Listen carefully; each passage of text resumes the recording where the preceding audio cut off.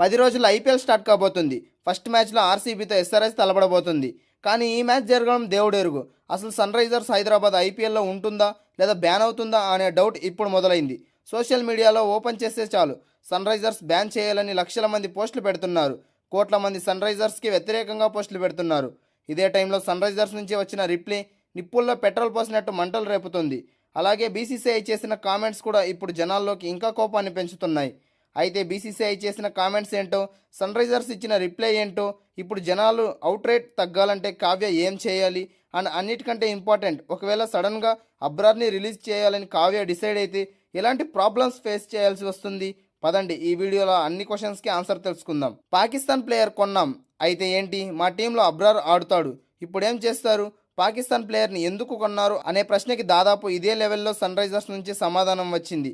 అబ్రార్ని sun Risers కొనడం వ్యతిరేకిస్తూ శుక్రవారం నుంచి విపరీతంగా ట్రోల్స్ వస్తున్నాయి. ఈ విషయం తెలిసిందే. అయితే దీనిపై ఫైనల్గా సన్ రైజర్స్ రియాక్ట్ అయింది.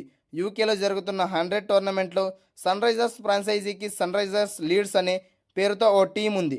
ప్రస్తుతం 100 టోర్నమెంట్ మెగా ఆక్షన్ జరుగుతుండడంతో అందులో sun Risers Leeds Pakistan spinner Abrar Ahmed ని కొనుగోలు చేసింది. ఆల్రెడీ ఈ టోర్నీ జరగడానికి ముందు నుంచే పాకిస్తాన్ ప్లేయర్ను ఇండియా ఫ్రాంచైజీలు కొనకుండా షాడో బ్యాన్ విధించే ఛాన్స్ ఉందంటూ రచ్చ జరిగింది.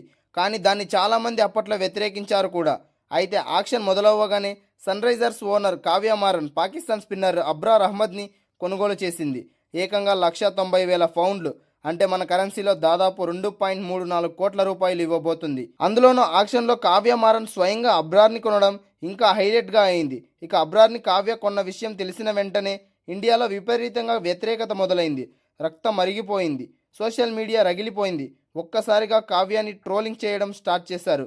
కోట్ల మంది ఆమెను తిడుతూ పోస్టులు పెట్టడం మొదలుపెట్టారు. ఒక పక్క పహల్గామ్ మాటకి నిరసనగా పాకిస్తాన్ ప్లేయర్కి మన షేక్ హ్యాండ్స్కు ఇవ్వడం కూడా మానేశాం, అలాంటిది నువ్వు ఏకంగా ఇండియన్ ప్లేయర్నే కొంటావా, ఇండియన్ ఆర్మీని ఎగతాళి చేసిన ప్లేయర్ని టీంలోకి తీసుకుంటావా, నువ్వు ఒక దేశ ద్రోహివి అంటూ విపరీతంగా ట్రోల్స్ మొదలుపెట్టారు. ఈ ట్రోలింగ్ ఎక్కువైపోవడంతో ట్విట్టర్ ఏకంగా సన్ రైజర్స్ అకౌంట్నే సస్పెండ్ చేసింది. సరిగ్గా అదే టైంలో బీసీసీఐ కూడా రియాక్ట్ అయింది. ఐపీఎల్ వరకు మా పరిధిలో ఉంటుంది, కానీ బయట లీగ్లో ఫ్రాంచైజీలో నిర్ణయాల్లో అడ్డుకునే అధికారం మాకు లేదు. అంటే సన్ రైజర్స్ అబ్రార్ని కొనడం మేము ఏం చేయలేం అని క్లియర్గా చెప్పేసిందన్నమాట. ఇక్కడే జనాల్లో ఇంకా కోపం పెరిగిపోయింది. అయితే ఇలాంటి టైంలో ఫ్రాంచైజీ ఓనర్ కావ్య మారన్ నుంచి ఏదైనా రిప్లై వస్తుందేమో అని అంత వెయిట్ చేశారు, కానీ రిప్లై ఇవ్వలేదు. కానీ ఈ టీం హెడ్ కోచ్ మాత్రం డానియల్ విటోరీ మాత్రం స్పందించాడు. అబ్రార్ని ఎందుకు కొనాల్సి వచ్చిందో వివరించాడు. అబ్రార్ చాలా మంచి బౌలర్, ఎన్నో వేరియేషన్స్ చూపించగలడు.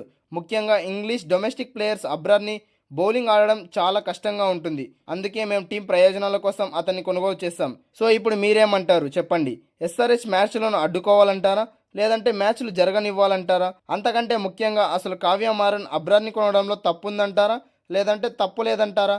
ఒకవేళ తప్పు అని మీరు అనుకుంటే కింద కామెంట్లో కావ్య మారన్కి ఎలా బుద్ధి చెప్పాలో కింద కామెంట్ చేయండి.